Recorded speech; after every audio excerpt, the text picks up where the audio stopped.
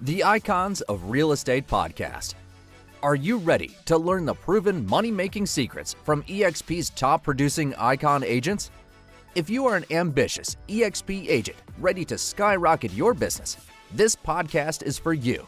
Tune in every week with your host, Tomasz Fonseca, and find out how to implement proven strategies to 10 times your eXp business, from $3 million to $30 million in just 12 months.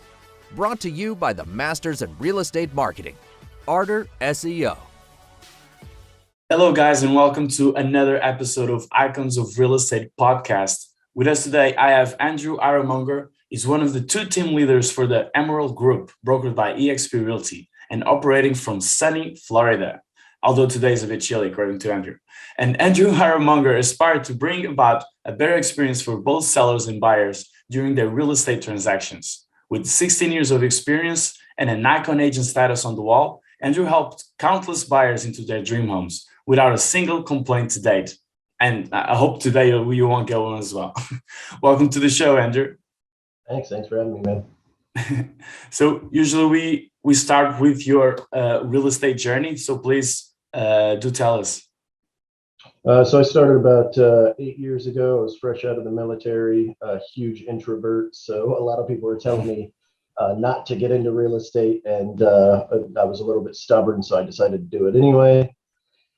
First year was a little bit rocky with like 11 sales, and then from there it kind of scaled up. At about about a year in, I joined another team. I stayed there for a couple of years, and then decided to, when they were splitting up, decided to start my own. So me and my business partner at the time broke off, and we did that for about 4 years. Then about 2-3 years ago, I think it was almost 3 years ago now, we kind of split ways, and I kind of kept the name going and kept doing everything. So that's kind of where we're at now. Last year, we've sold about 750 homes, give or take, in the last 8 years. And then last year, I think it was about 148, 50, just shy of 50 million. So slowly building it up. Okay, so you started as a stud-born and introvert, and now you're still stud-born and introvert? Yeah, so I do have to fight my way out of the introvertedness just with stuff like this, right? So yeah. Early in my career, I figured out that I had to get out of my comfort zone a lot more than most people had to, I think, just because I was so introverted. So I did all the stuff, man. I door knocked, I cold called. I've had a gun put in my face twice door knocking, which is not my favorite story or anything. That's why I don't like door knocking, but I still have to train my agents on it and stuff. So it's been an interesting journey. So I'm always trying to get out of my comfort zone a little bit and do a little bit more of these. And hopefully, with any luck, it won't be as awkward as it was way in the beginning. I mean, you're saying you don't want to tell the story of door knocking, and all I want to hear is that story of door knocking. Yeah, actually, the second door I ever knocked, the guy answered the door with a gun. It was a screen door. What? And he literally he didn't point it at me. He didn't do anything like that. The second guy did, but the first guy didn't. He had it in his hand, and he just like sort of waved me off, and he was like, "Get off," not directly pointed at me. And I was just like, "Oh, okay." Yeah. And this is, I don't know, my second week in real estate. First time I ever tried door knocking. First guy didn't answer. Second guy that answered, I was like, "Oh, this is what we're doing." All right. On to the next one. So, and it didn't happen again for like another year. So I don't actively door knock regularly. So that's not part of my strategy or anything. It was just something that I was doing to kind of get out of my comfort zone and, see if it worked. You know how that is when you're a little bit newer. And bam, you had a nice surprise waiting for you. Right. Exactly. When people say, "Oh, don't door knock, don't cold call," I'm like, this is a whole different level of don't do door knocking, Yeah, I generally wait to tell my agents whenever one of them comes on board. I wait until after we do the door knocking training to be like, "Oh, hey, by the way, this happened," so they don't get all weirded out. And they'll be happy, like, at least the guy didn't have a gun. Yeah, exactly. So tell me, like, when did you join eXp, Andrew? So I joined in September 2 years ago. So I don't know, 2.5 years, I think is the rough math there. I had actually been looking at it about 2 years prior. The gentleman that's in my upline, the guy that brought me in essentially, sat me and my business partner at the time down, talked to us about it, and we just weren't ready to leave where we were. a lot of it was kickback from my business partner at the time because of the circle that we were in at the big box brokerage was a very good one. Mm-hmm. So when we inevitably kind of parted ways, that's when I decided to join. So it took me about 6 months to prep and get everything ready, and then I finally swapped over. Like about 2 years ago. Nice. And so far the experience has been grateful. Outstanding, dude. Like, I don't like to shove EXP down people's throats too hard, but it's been a game changer. Like, absolutely 100% best decision. I was actually getting my broker's license when I decided to switch. Mm-hmm. Whenever I was kind of like, okay, I calculated the numbers that I'd given to the old brokerage, and it was a sizable amount, $176,000 between me and all of my agents. Some of those were their leads that they gave us too, so the number's a little bit, kind of wonky there. But when I looked at that number, I was like, I just can't justify staying. I loved the people, right? It was very family-oriented brokerage, big box chain, offered a lot of good stuff, but I just couldn't, from a financial standpoint, it just didn't make sense. So I was going to get my broker's license and just start my own and kind of do, the boutique style team brokerage model. And the same gentleman reached out to me again, and he was like, hey, let's look at this again. He got me with somebody else, and somebody that matched with me a little bit better than the first guy that was trying to help me. And we're trying to convert me over. And once I looked at everything, I was like, I can go through all this pain of being a broker myself, doing all of it. And sure, there would be a tiny upside financially, but the risk, the extra pain that I would have to go through if one of my agents messed up, things like that, just didn't make it worth it. So I ultimately signed up and never looked back since. Nice. So who was the instigator of this? Who was your sponsor? It was a gentleman named Scott. Technically, the guy directly above me is Tim. The one that kind of was talking through me for a while was Scott Gregory. He's a couple down from Jay Nelson and those guys, and if you know any of them. Yeah, Julie Nelson was on the podcast already. That was it, yeah. So I'm like 4 down from him, 4 or 5 down, something like that. Nice.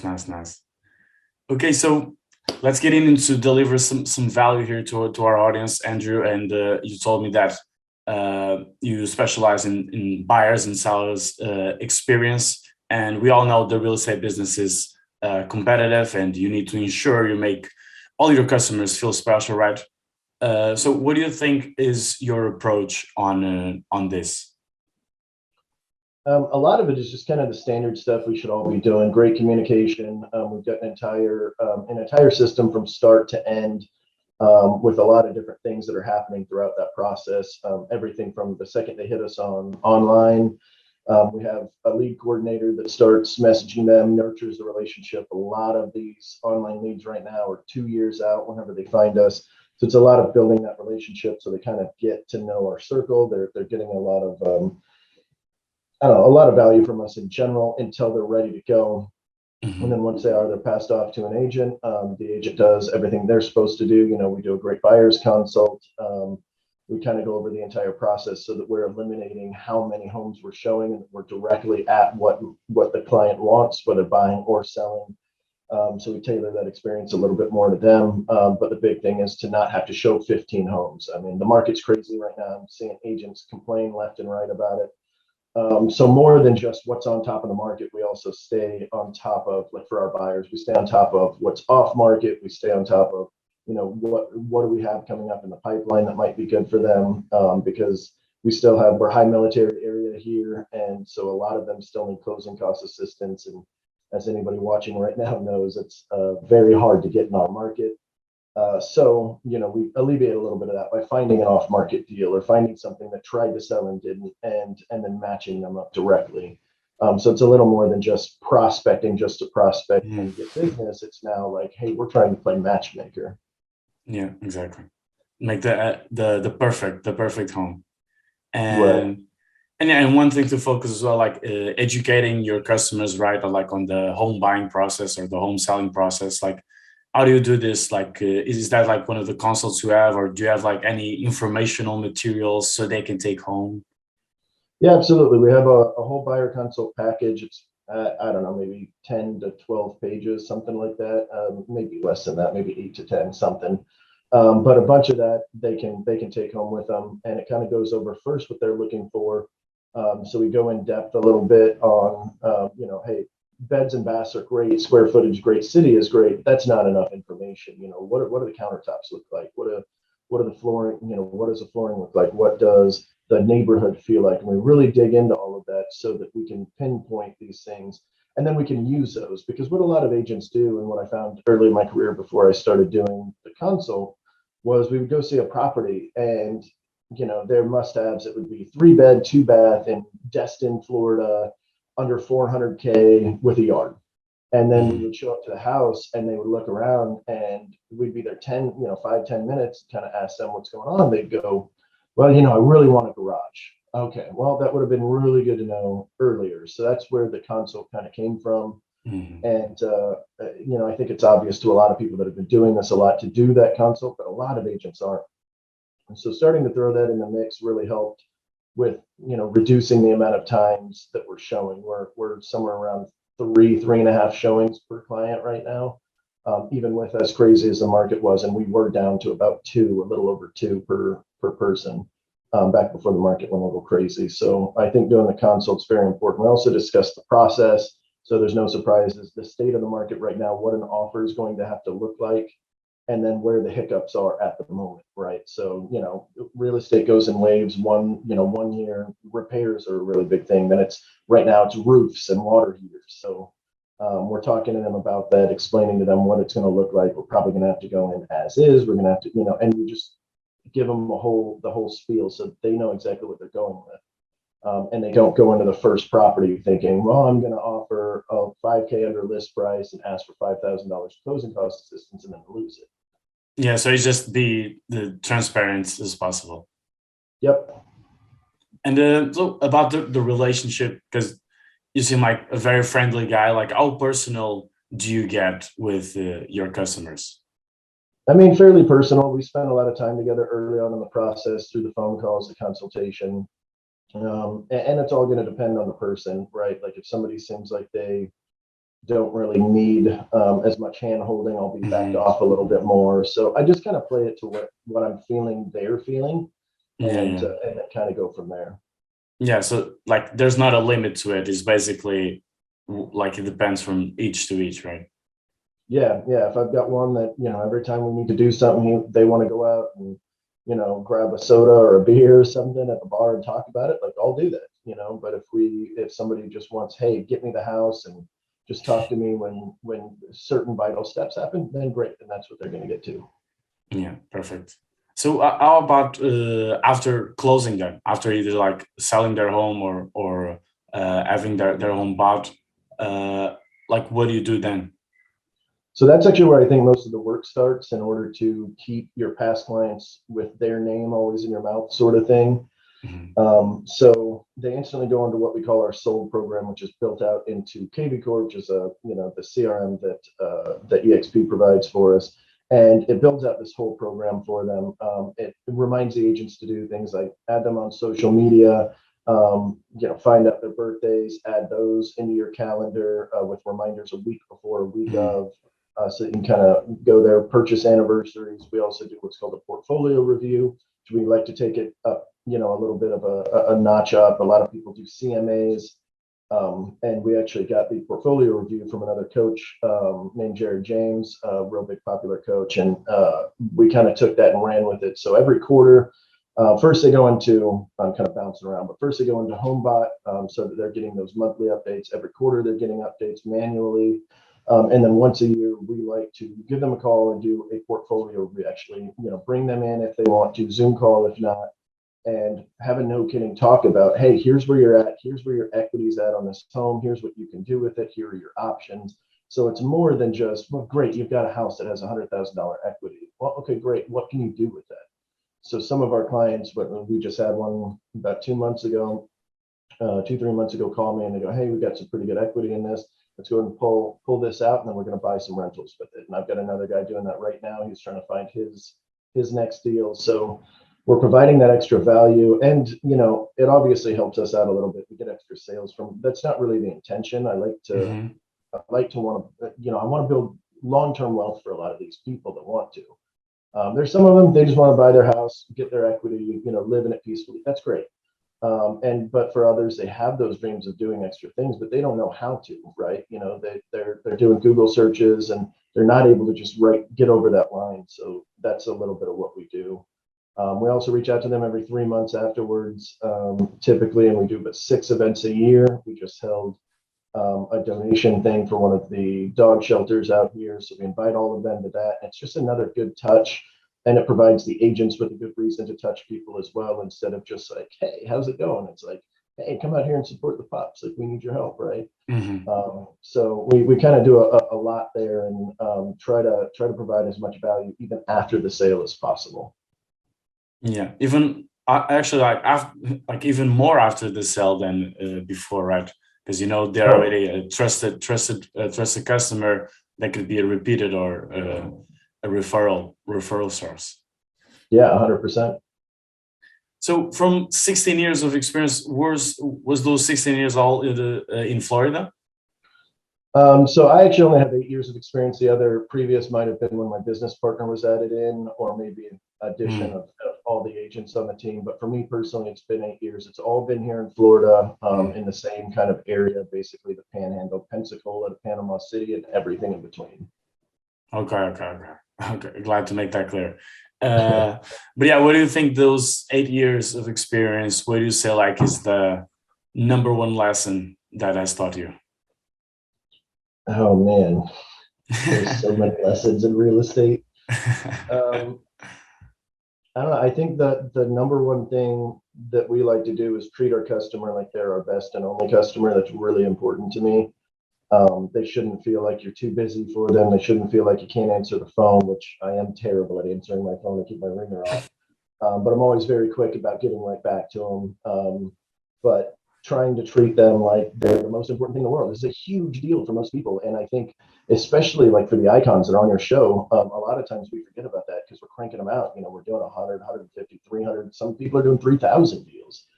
And we forget that there's a person on the other end sometimes, and that it's important and it's a big deal. And I've had people wait 20 years to buy a house and they're calling us.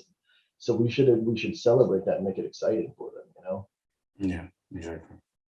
And yeah, try to put the ringer on a bit louder. Maybe that'll work or something like that. Yeah, right. No, but you're right. Like even if you're doing a podcast, like you're not supposed to pick up the phone, right? So if they call now, like you won't be able to pick up. So it's normal. Like they are people, like we also are, So it's comprehensive, like in the both sides. And. Yep. And tell me how, like you were talking about, like how's it going with the market in Florida? Can you talk a bit more about that? Yeah, the market out here is nuts. We got a lot of people moving here. If you're watching like the trends of where people are coming from, people have been flocking to Florida for decades, right? But it's happening at a higher level now. And so the market's a little bit crazy, but it's not as crazy as I keep hearing from different people across the country. I've got a lot of agent friends all over. And I've got friends in Texas talking about how crazy it is, California, New York, New Jersey, just like absolutely bonkers, like what's happening over there. And we've got it. Like we're in a seller's market. The sellers are getting what they need. Some properties are going above list price, but it's not the norm. I hear a lot of guys like, oh, it's $200,000 above list price for 30 or 40,000. And we've had a few that are in the 30 and 40. In fact, we just sold one on Monday that was 40K above, but that's kind of it's not as common here as I think it is in a lot of other areas. And what areas do you cover in Florida? So it's everything from Pensacola to Panama City Beach. Most people know us for Destin, Florida is the most common city that they'll know. Nice. Do you say like selling a house in Florida is different from the other states, or you just say like it's the same thing? I mean, there's minor nuances that are different in every state. I'm confident of that, but for the most part, I think it's fairly the same. It's just minor nuances. Yeah, it's always the same game. Yeah. So tell me, Andrew, like where do you go from here? What are your goals? How is 2022 looking out for you? Yeah, so this year we're pushing for 250 sales, adding some extra agents to help with some of the lead flow because right now my top agents are very busy and it's keeping us very busy, which is great, but we need some extra people to kind of help with that. That's kind of where it's going. And the goal is to essentially bring this little market piece to about 300 sales or so, and then moving into a different market. Our next market will be Pensacola, which mainly because we're already kind of right next to it and we're already selling in there a little bit. But we'll start another hub up there, recreate the team, and then go from there. And then I'll do that 5 other times, so 7 teams total across the country is what I'm shooting for. And then we'll see where it goes from there. I'll lift my head up and see what the waters look like and figure out what I'm doing at that point. Is that all of that this year? Because it seemed cool, quite a lot. Oh, no, that's like way future, right? Oh, Like okay. 250 sales, and that's where I'm trying to go this year. Okay. And then leverage myself out of most of the sales, which I've been doing over the last year or so. I generally, out of the 140 we did last year, I generally do about 60 of them, but last year I knocked it down to about 23. So I'm trying to get that lower and lower, and then just handle like really close friends of mine and past clients and things. Yeah, and act more like the leader of the pack, right? That's the goal, anyway. Yeah, because your team is on how many agents? We've got 6 agents total. About 2 of them are part-time, so it's 4 full-time agents, 4 or 5, depending on kind of how you look at it. I guess we only have like 1, 2 part-timers. Yeah. So 6 agents, 4 admin staff, and I'm hiring for another admin right now that I should hopefully get here in a couple of weeks. Nice. Yeah, it's looking good. And yeah, Andrew, a question that maybe no one wants to hear, but like everyone needs it, and we ask this to every guest, is in what areas do you feel you need to improve, and what are you doing about it? My leadership and culture are the 2 things that I'm really working on right now. What I found is what it takes to be a really good operator in this industry is not the same of what it takes to make a really good leader. And I'm a studier of things in general. So when it came to real estate, I mean, I was insatiable. I was reading 60, 70 books a year. Early in my career, I'm still doing that, but now a lot of it's tailored over into business side and leadership and things. So that's the big thing. Trying to bring in culture, trying to get my agents excited about coming into work every day and making the big money that they want to make, but while still enjoying their life. Like those are 2 separate things, right? Yeah. So that's the big thing that I'm kind of focused on this year. Nice. So how can our audience reach you, Andrew? Feel free to shoot me an email. My email is andrew.iremonger@gmail.com. So, if you guys want to shoot me anything or call me, 850-543-2260. If you guys have any questions or anything and, want to pick my brain. always picking your brain. Okay, Andrew, I hope you enjoyed the episode the same as I did. And yeah, it was a pleasure having you. Seeing I think you're the first one from Florida, like surprisingly. So we lost our Florida virginity here on the podcast, and yeah, I really appreciate you've come here. Yeah, this was awesome, man. I appreciate it. Thanks, Andrew. Have a good one. Bye. See ya.